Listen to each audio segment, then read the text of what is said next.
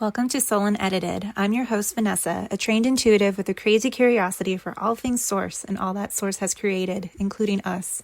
This podcast is about aligning with your true self. Your true self is who you are before the world got its hands on you, before others' opinions, cultural conditioning, and the inaccurate conclusions you drew as a kid became your belief system, the things that we've been told on repeat that do not align with our inherent value and joy. So come with me on this journey of soul remembrance, of aligning with the core of who you really are, to unravel the old patterns and programming that no longer serve you, upgrade your consciousness, master your emotions, and flow with the power of your endless potential. Welcome back to Soul Unedited. I keep wanting to say Source Unedited. And I'm like, well, is that intuitive? Because we're just kind of letting it rip and whatever comes out, comes out. So if it's some of it is being channeled, then yeah, it's Source with no edits. And Source is pretty much like not edited, like ever. He's actually, they're actually really funny. They.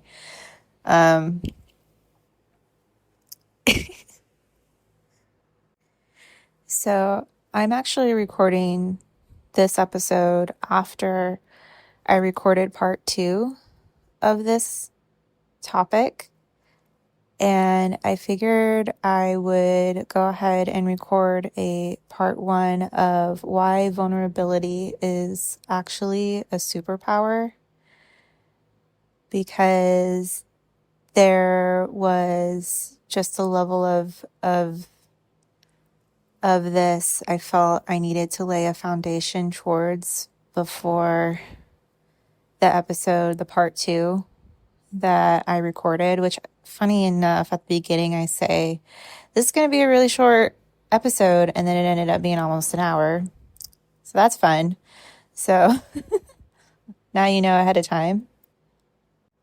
So in this episode, I want to be sure that I give a little bit of a primer of a couple of universal laws, primarily the law of mirrors, and what I mean by vulnerability as a superpower, which I feel like many of you listening probably already have a baseline understanding of why that can be true, especially if you're in the healing world, if you identify as an empath and had ever looked at ways to find balance, whether that's nervous system balancing or ways to reconnect with yourself, with your body, the heart-mind connection, healing that, any of those kinds of things.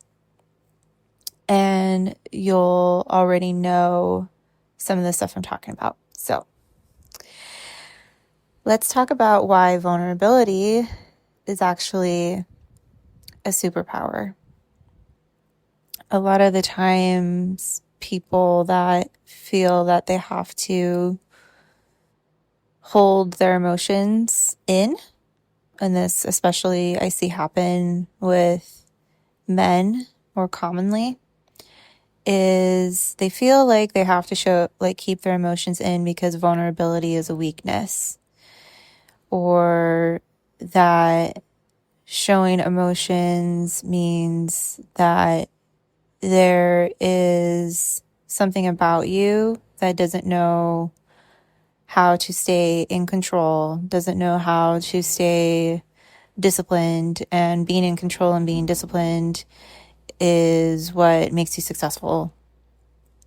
There could be all kinds of reasons why not showing emotion is painted as like a pillar of strength, when it's the exact opposite. Because when you think about someone who, and I'm not talking about emotional dumping, that's a little different. Tell me your trauma, but don't. If we're in a session, you can. But but the ability to actually hold that emotion is already a testament to your strength. especially if you're someone that's been holding something in for a really long time. I don't know if you realize the amount of resilience that already shows you have. So I'm not going to totally dump on someone who has held their emotions in, because it actually shows me how strong of a capacity you have for being emotional. And we don't have to prove why you are already strong and how you already hold a shit ton of space and could hold space for somebody else. Like, that is a fact. And so this isn't about like, oh, you're afraid of being really seen for who you are, even if you are. Or like, what's wrong with you that you should actually be letting these things go. We're going to first recognize how strong you are and how much space you have. And now we'll talk about why vulnerability is actually a strength. Because anytime someone wants to speak up and put themselves out there, there's a fear, right? There's a fear of embarrassment. There's a fear of being cringe. There's a fear of saying the wrong thing. There's a fear of people's responses to what you have to say.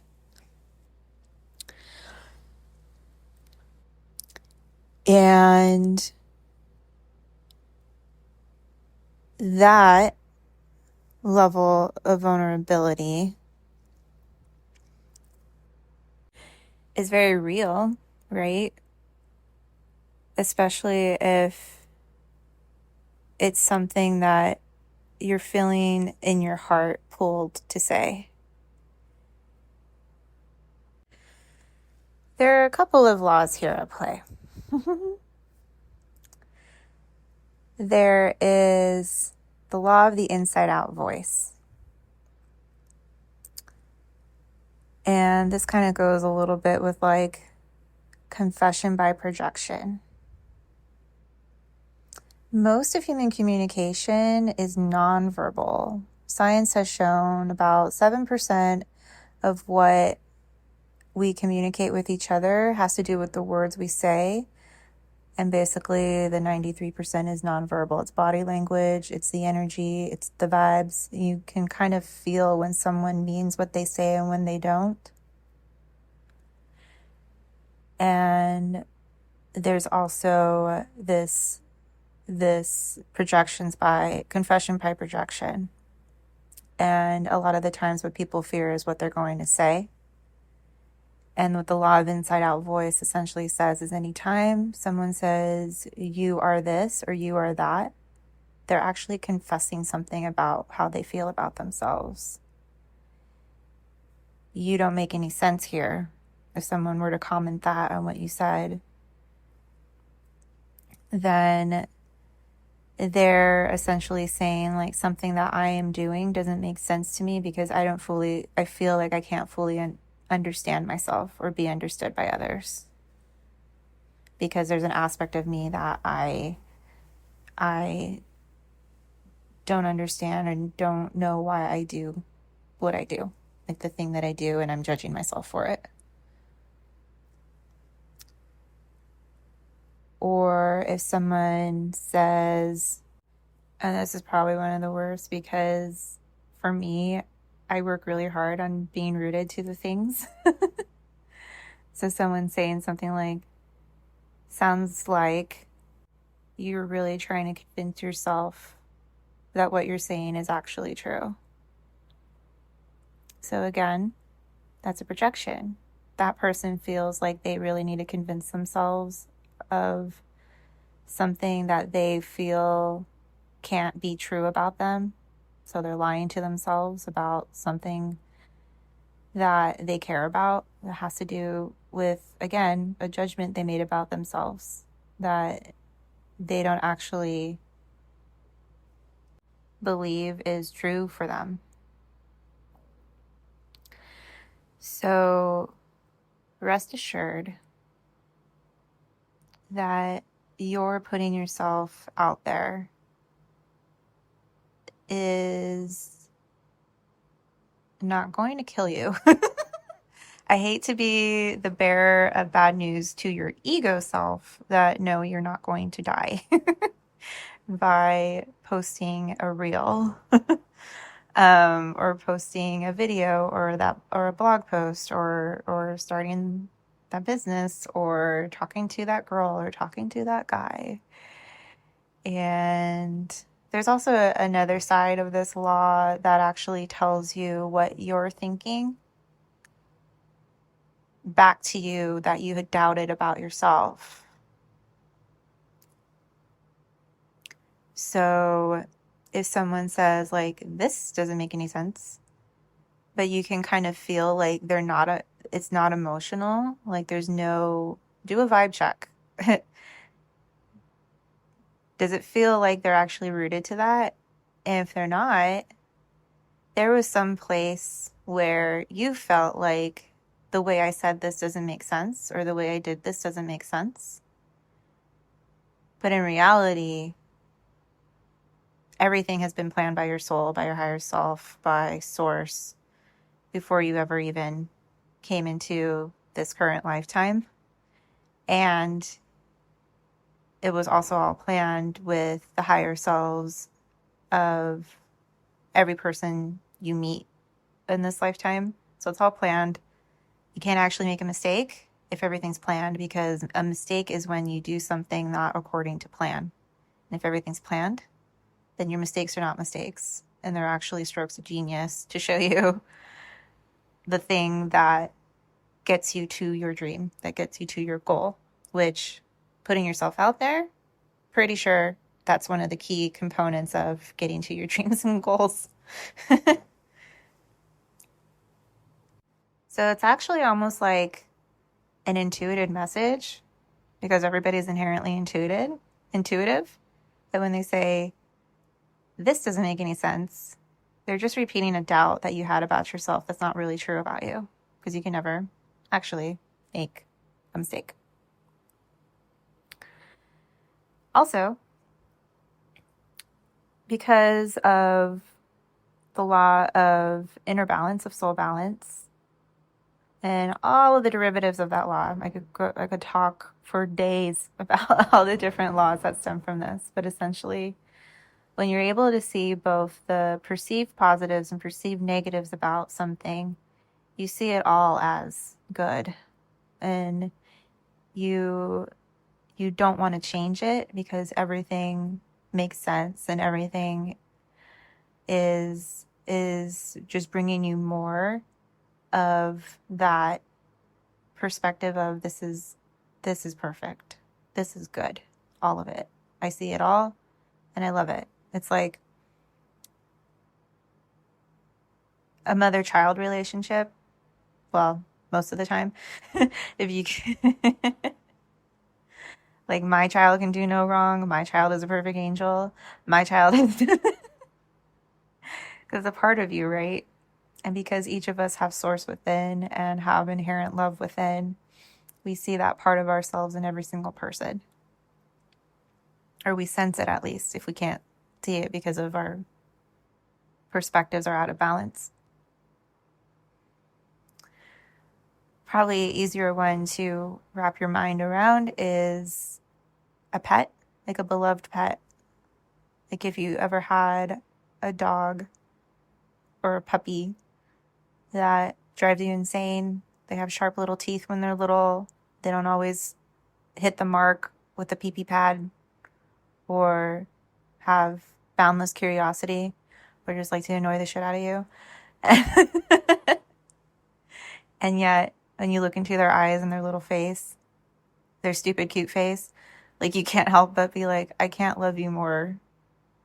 I can't be mad at you because I love you so much.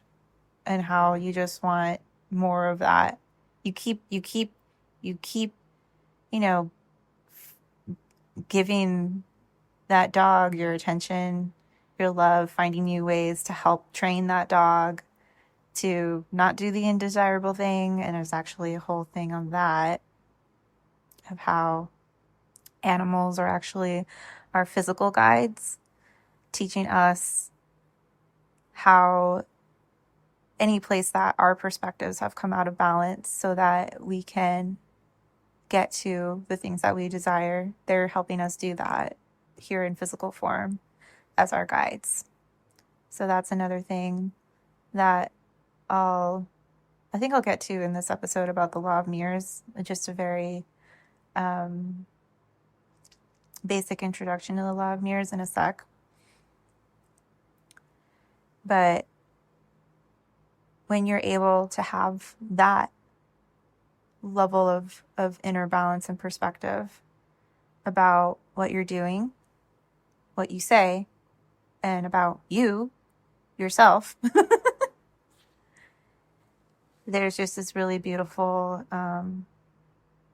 realization of how inherently lovable, powerful, successful, beautiful, all these things, like everything that you are unfolds.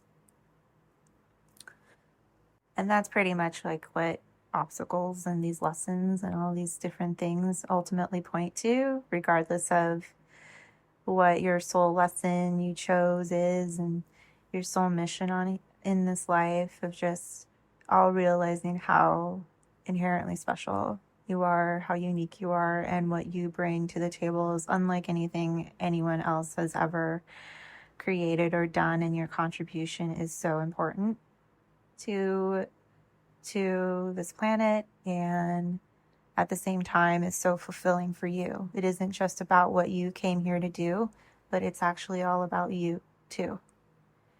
That's a big, ooh, that one's hard. Oh gosh, that's so hard. Like, what? It's okay for it to be about me? Isn't that narcissistic? Nope. Save that one for another episode. So, back to this fear of embarrassment. So if we're going to actually look at the fear of embarrassment from a balanced perspective, why would a fear of embarrassment actually be a good thing? Well, your girl had this very same thing occur for her. If you can't think of at least one, I got your back, because I found 49 reasons why.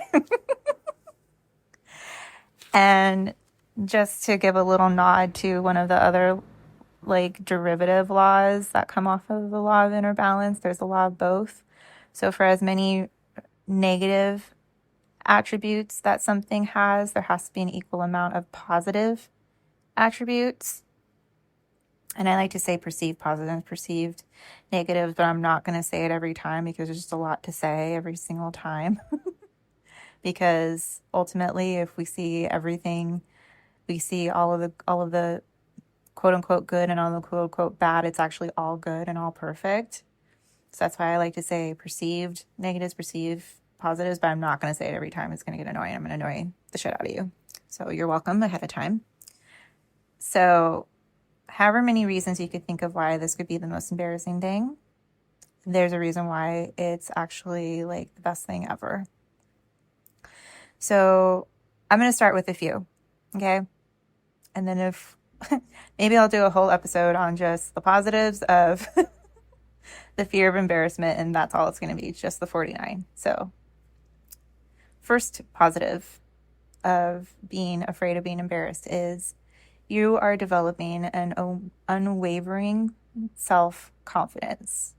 Every time that you decide you're going to do this, even if you don't actually do it, there's a little bit of a neural pathway in your brain that's starting to get built that I can do this. And that speaks to your confidence. The precursor to I can do this is I am confident that this is something within my abilities, within my toolkit. I can do this. Right? So it starts to build an unwavering self-confidence. Second benefit or second positive of a fear of embarrassment. I have this in quotes. But did you die? Think about every instance of your life where you ever were embarrassed, like actually embarrassed. And if you're listening to this podcast right now, I can guarantee you that you didn't die of embarrassment. It's not an invalidation of your feelings. I'm sure it definitely felt like a death, but you're literally breathing right now. So let your ego know we survived every single moment of embarrassment. So that proves to our brain right now we haven't died of embarrassment. So the likelihood of us actually dying from embarrassment gets smaller and smaller and smaller every time we do something that we think is going to embarrass us and kill us and doesn't actually kill us. So the more times you embarrass yourself and don't die, you're giving yourself even more evidence that it's not going to kill you. Did I drive that one home enough? Does your ego need a pep talk? I will pep talk your ego. I'd be like, here's some chamomile tea. I need you to take a seat and look for the evidence for me of you passing away from a moment of embarrassment. I'll wait.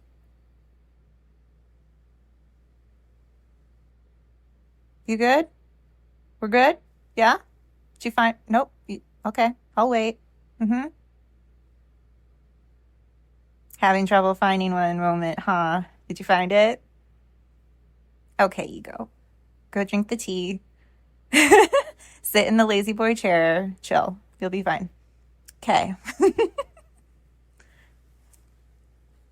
Third reason of like a positive of the fear of embarrassment. You become rooted to who you are. Because the more that you do embarrassing things, the more you start to disprove all of the things you're telling, like all the negative self-talk in your head going on. And as you build more evidence that whatever you thought was true about you, that thing that you did would be embarrassing, cringe, whatever, and it actually goes well or actually teaches you something different that you could do, it puts you more at peace with yourself. And the law of inner balance is literally like being emotionally at peace with who you are, with who you truly are, which is inherently love, unconditional love. And it'll start to have those limiting beliefs of self start to get weaker and fall away. So you become rooted to who you actually are, which is a powerful creator. Okay. Number 4, you learn to fail or win faster. And I know I saw this on social media somewhere, a dude, I don't know, remember his name. It was something to the effect of, if you knew it would take 578 tries to be successful at something, how devastating would it be if you stopped at 577? You just needed one more failure. And then you would always have that win. Like you would have that thing forever. I don't think that's exactly how he said it. I think it was more like your whatever goal you were trying to reach. If you knew it took 578 failures to get there, how quickly would you go through all 578? of those. And how devastating would it be if you stopped at 577? You were one failure away of figuring it out. So if you knew you were going to win at failure number 578, then, and it was a guarantee, like for sure, you have this thing, I will give you $10 million. If you fail 578 times, if you knew that $10 million was there, you'd do it so fast. You'd find how many ways you could, quote unquote, fail. But what did we just say? Everything's planned, so you can't actually make a mistake.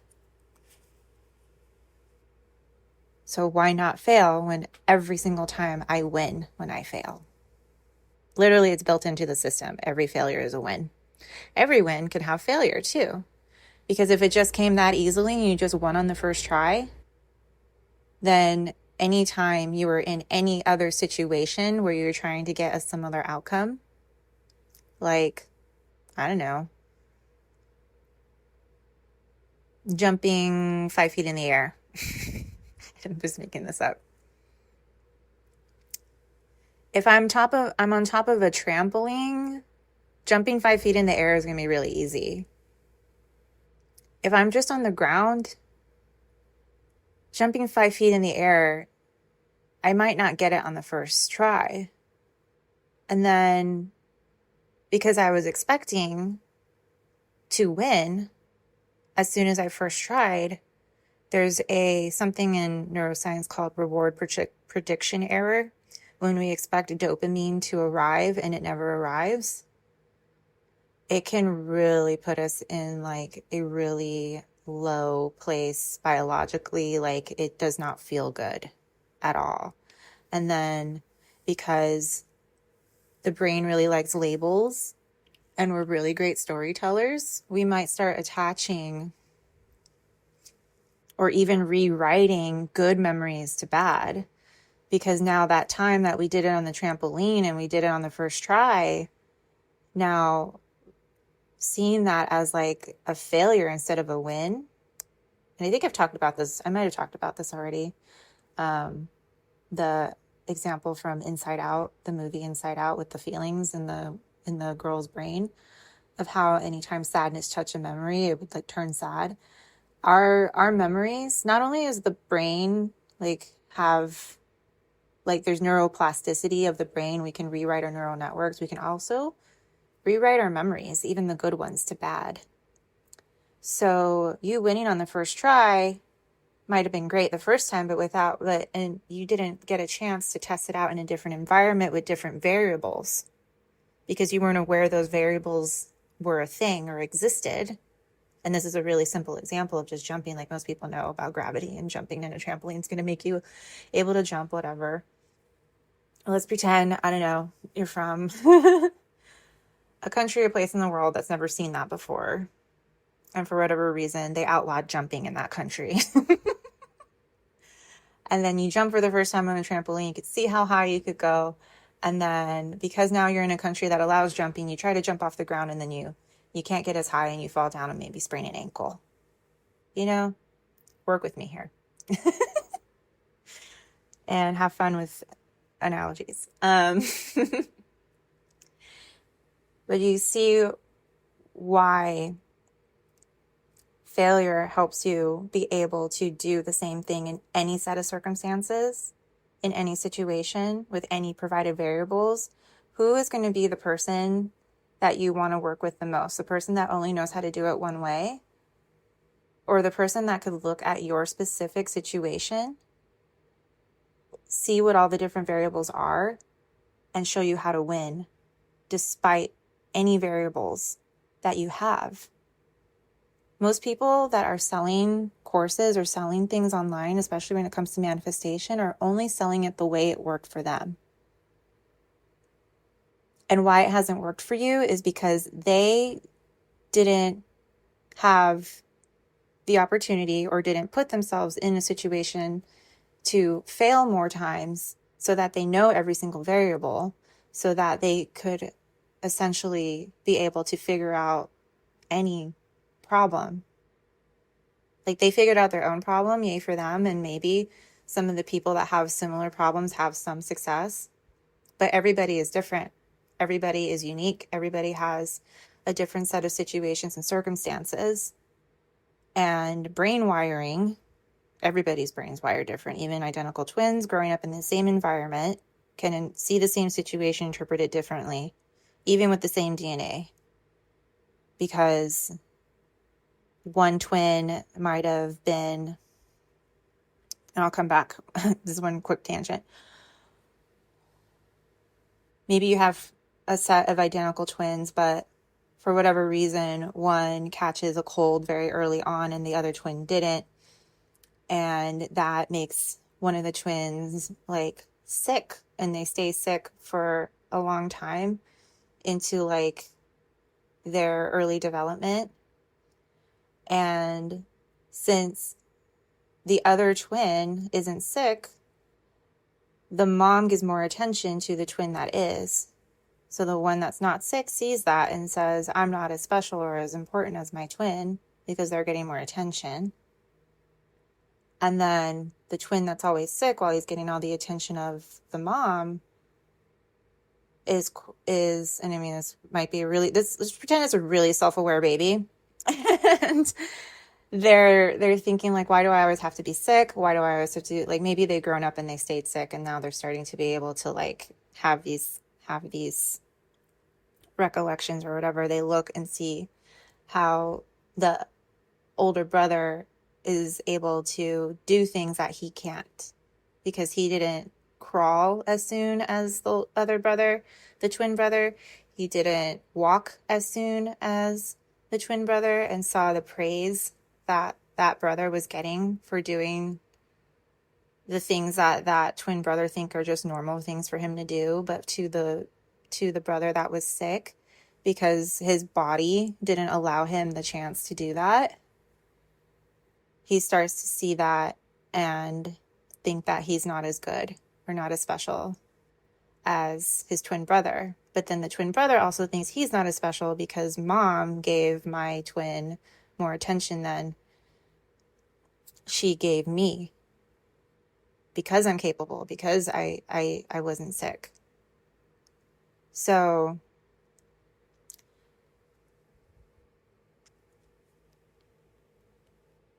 sorry, my phone locked up and I needed to pause it and then I couldn't pause it, and then it's fine. We're just going to roll with it because my mistakes aren't mistakes. So because everybody is wired differently, their brains develop differently, their situations and circumstances are different. There are just a lot of different variables that people will have. And if you're trying to manifest something and the person you're getting this information and techniques from, or you're the one that's talking about manifestation and creation and all these different things, just because you haven't, quote unquote, manifested something into your life does not make you a failure. It actually probably means that your level of understanding is going to be greater than other people's levels of understanding, because you're here to help more people. And just by nature of more people you're here to help, which is a very special mission, you're welcome, you have to discover more variables than other people do. And the faster that you find those variables, like the fastest way to find those variables is by failing fast. So that's the fourth reason how a fear of embarrassment of like, oh, I'm going to look so stupid if I try this. No, like you failing and you figuring this stuff out is actually going to get you to where you want to go faster than embarrassment is actually helping you. It's like, oh, yeah, let's do this thing. Okay. Number 5, and this is kind of where I'll stop for now before I talk about the law of mirrors really quickly and why vulnerability is actually a superpower. You take more risks. So the benefit of taking that first step, that first scary step, is finding out all the reasons or seeing all the reasons, like why, as soon as you take that, like the trepidation and the fear only just came from taking the step. Once you actually have taken it, most of the time, not all the time, all the time, you find out it wasn't the step itself, the action that was scary. It was all of the reasons why you told yourself you couldn't do it that scared you. And then when you take that step and you put all of those doubts to bed, the second step becomes a little bit easier. Because now you know it's not the actual physical action, the thing that I'm doing, that is actually the thing holding me back. It's all of the stories that I'm writing in my head of why I couldn't take that step in the first place. So then you take more quote unquote risks, because you're teaching your brain that that's not the step that's scary. It's all the things I'm telling myself in my mind, even if it's previous memories and experience, which we kind of barely touched on, how we're always rewriting memories, and our memories, what do you think that means? If we're always rewriting our memories are becoming less and less and less accurate of what truly happened. How can we find out what truly happened? You develop your intuition, and you can ask source. Topic for another day. So the more you allow that fear of embarrassment to take you towards that first step, the more that you'll take the second one and the third one, the fourth one, and the fifth one. Now, does the ante go up? Can it go up when you are taking those steps forward? Yeah, they can. But that's when we go back to these other proofs, these other reasons why embarrassment is a good thing. We go back to, I'm building an unwavering self-confidence. But did you die? I have no evidence that I've died from a fear of embarrassment. I'm becoming rooted more and more to who I am, because on step 1 and step 2 and step 3 and step 4 back there, I proved to myself that all those reasons that I thought I couldn't do it are wrong. So what's the pattern? Step number 5 probably means I'm going to prove myself again. And the faster that I fail is the faster that I I know about all the different variables, so I know how to tweak all these different variables. I'm becoming more powerful as I take more and more risks. Yeah. So you're building a sense of self, of your true self, that can do your soul mission, your soul path. So let's tie this into the law of mirrors. Every time, okay, I'm going to steal this analogy. If you're looking into a mirror and you want your reflection to smile at you, what do you have to do? You have to smile. If you want your reflection to start waving at you, what do you have to do? Wave. If you see the reflection in the mirror crying and you try to wipe away the tears on the reflection itself, does it stop crying? No, because you're crying. If the reflection in the mirror is annoying the shit out of you because they're just too fucking happy and giggly and, telling you things that trigger you and your ego doesn't like right now, if that's happening right now, as my feeling like I'm doing that to you.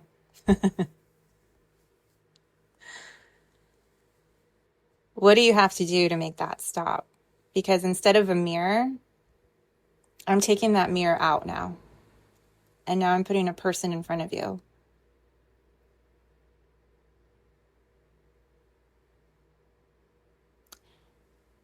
What do you need to do if you want that person to stop annoying you and triggering you?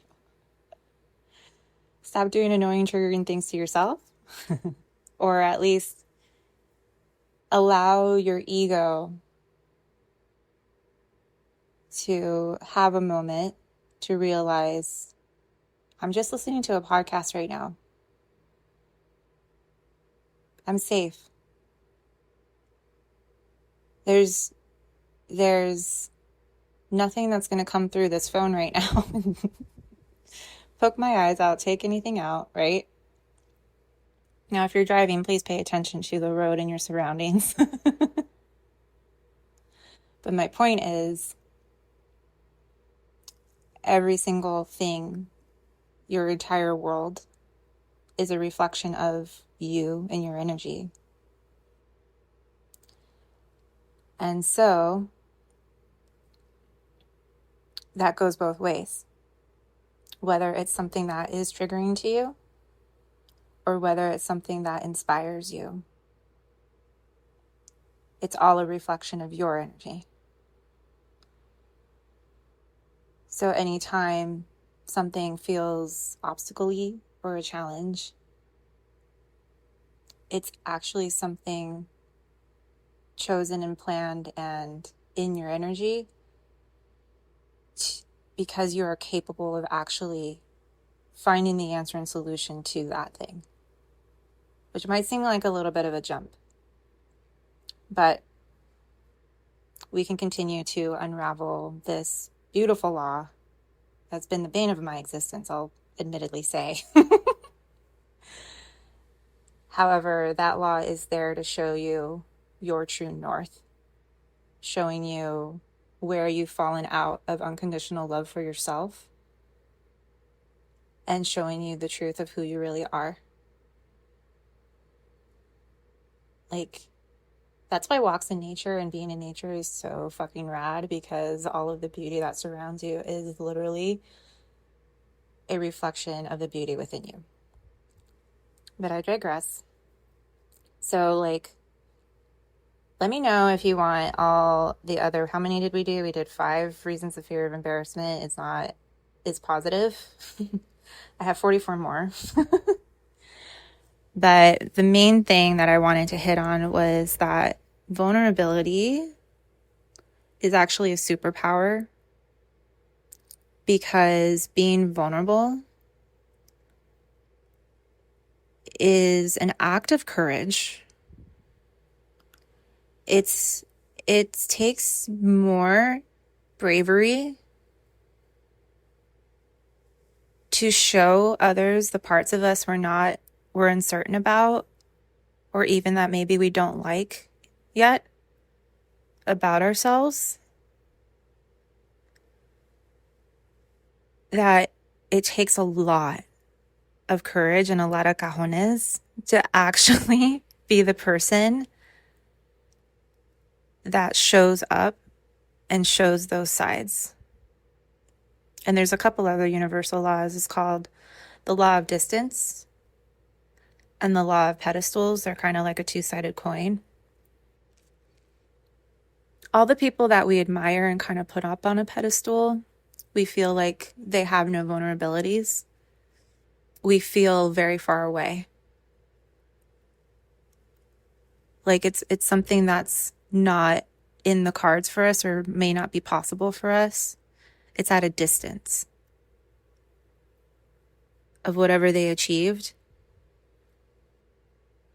where we see our own faults and our own vulnerabilities as mistakes and as things that make us not capable of accomplishing what they have accomplished. But the power in that is that there's another law, the law of the intuitive brain. What neuroscience hasn't uncovered completely is that, but because we know about nervous system, how the nervous system works, we're always looking for threats, right? Our brain's always detecting for threats. The amygdala is doing that for us.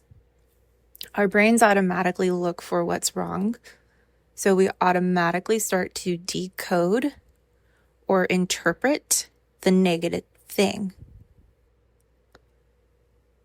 So because our focus is on the negative only, we're missing all the positives. And because of the laws of balance that govern the universe, that there has to be an equal amount of positives as there are to negatives, it works in the other direction too. If we see something as merely and only positive, there's a whole other side of negatives that we're not even feeding into or seeing, like out of our perspective.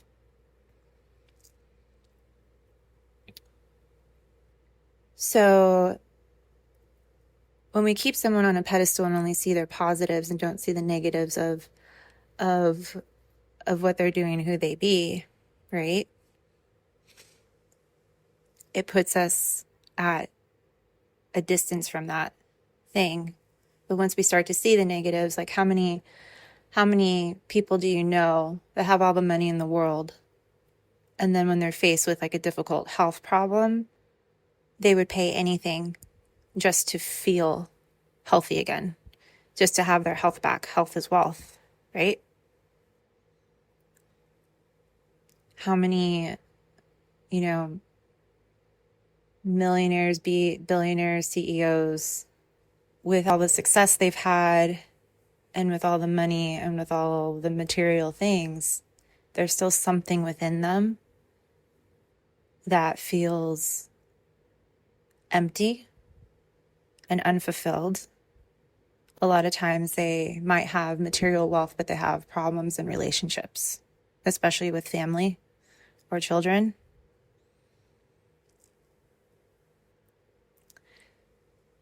And so to flip that, all those negative things have also the power to propel us forward to the things that will heal us. If I didn't have, that shoulder problem, I don't know if I mentioned it in this episode or another episode, I had a shoulder problem where my shoulder essentially was like super frozen. And there's a whole thing that we can go into about how the body is actually very intuitive and is giving you exact messages of like the limiting belief that you have about yourself. Basically had to do with like, I can't bring in things that I enjoy without it freezing up or stalling my life or there's a lot of, it was like an onion. Okay. Some of these limiting beliefs are like onions and there's a lot to peel back.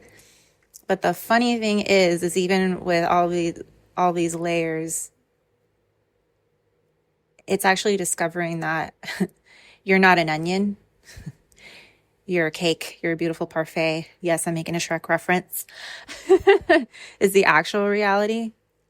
And your brain has just got really good at telling a bunch of stories because it's wired to look at the negative and start decoding it and start telling those negative stories. Like that's the law of the intuitive brain. If it feels negative and you think it's negative, it cannot be true at all, which is kind of an advanced understanding, but I want to start planting the seeds now of how that works. But when we start to see that the things that we think are totally positive have negatives to it, an equal amount of them, that distance shortens and shortens and shortens to the point where it actually is something we're capable of. And the same thing of being able to see positives and the negatives, the same thing of like, I'm not going to die. If I try and I fail, it brings me closer to my dreams, not further away. And that's what I love about the law of opposing forces. A lot of time we think it's working against us. It's working for us. And the actual strength that vulnerability shows you. Like most people see vulnerability as negative and weakness only, but it is also a sign of strength, a sign of courage, because it's like a signal towards how capable you really are when you stop telling yourself the stories that keep running in your head.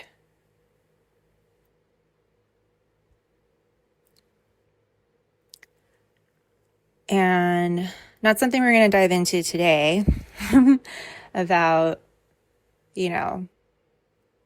ways to actually manage your emotions and bring it to a place where you see things in balance.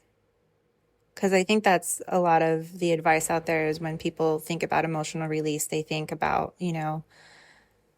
shaking a bottle until it pops, a volcano eruption. Like, you don't have to go crazy emotional on yourself or on somebody else. Yes, sometimes there are definitely, if you go a really, really, really long time without feeling that emotion or letting it release from your body or knowing even where it's stored in your body,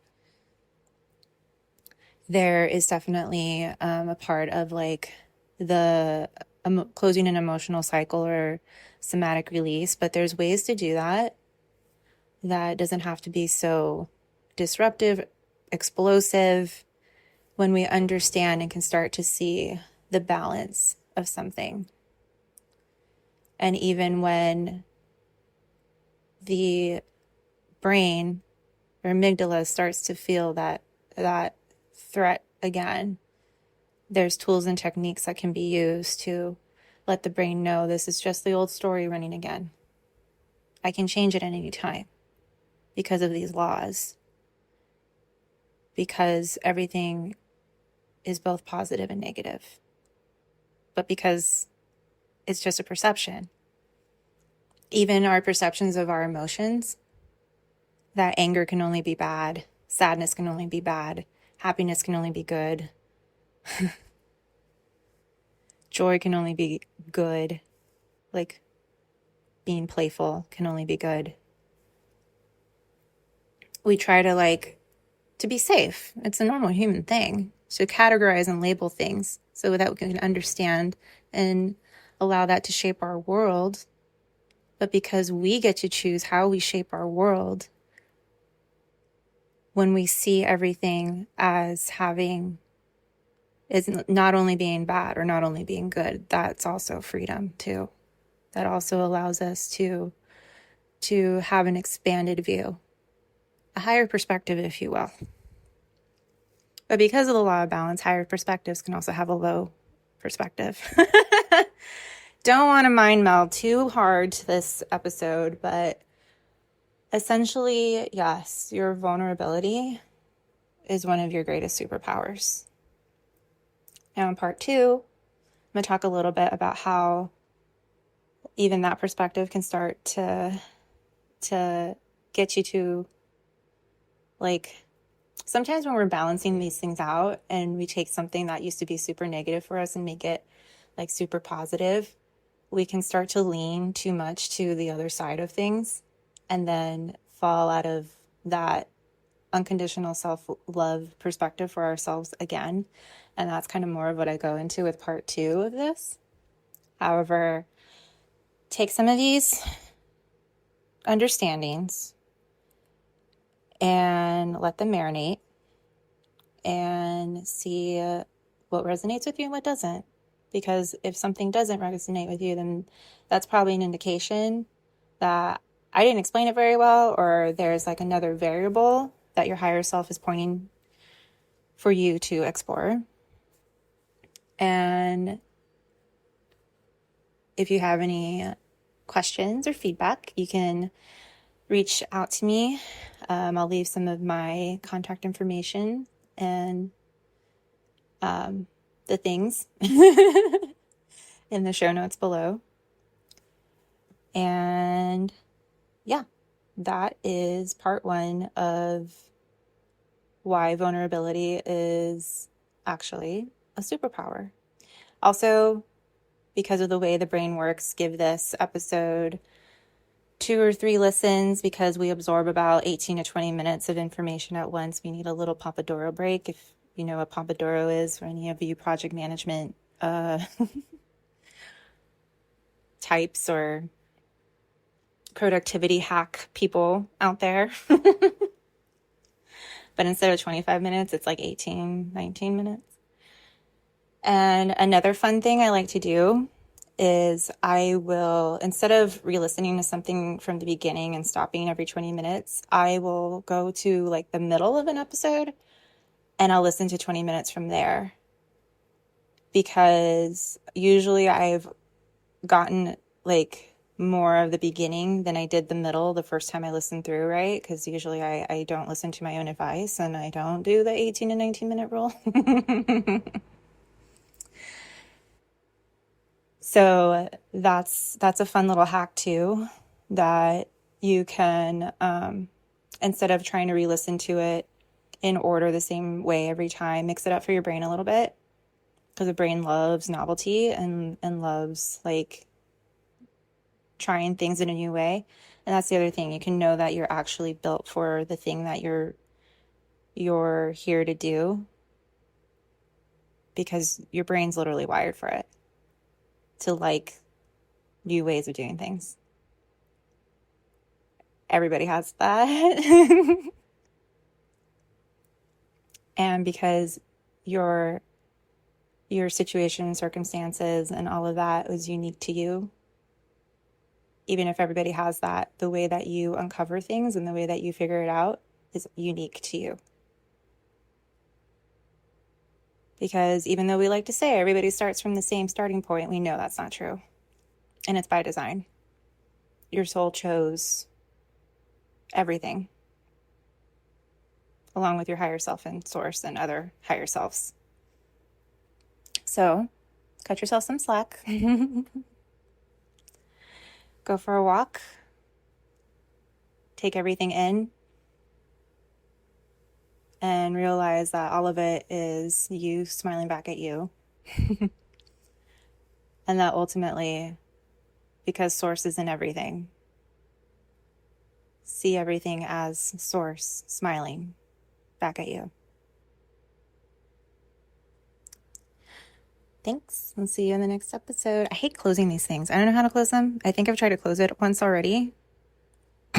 So this is I'm actually ending it. We're gonna end it. Okay, I'll see you next time for part 2. Bye.